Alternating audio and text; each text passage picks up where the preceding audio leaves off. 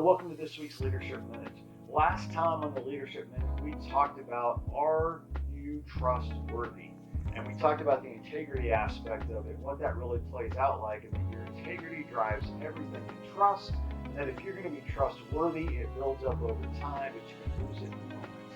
A couple other aspects of being trustworthy, and this is important for us to add to our leadership toolkit. One important piece of being trustworthy is that we need to own things. We need to own when we make mistakes. That means telling people, you know what, I messed up on this, I'm sorry, I'm going to correct it in this way, or I'm going to make sure I don't do that again. We need to own our things, but even beyond that, for owning our stuff, we need to own things on behalf of our team. If you are a team leader and your team fails, you may need to have some good one-on-one conversations with your team to find out what happened and how to overcome it. At the same time, with your peers and with those above you, you need to own the fact that as the team leader, your team failed in that measure.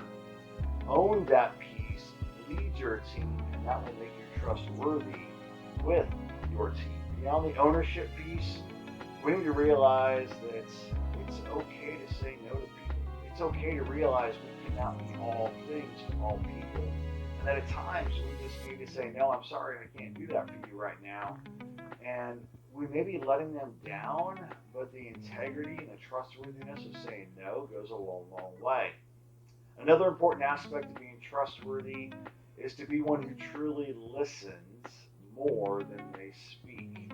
We have to listen more than we speak, but even in the listening, it could be the active listening, and I hear you saying this, and what I think you're trying to say is this, to affirm what they're saying, but we have to listen to understand, to be trustworthy, not just listen to answer.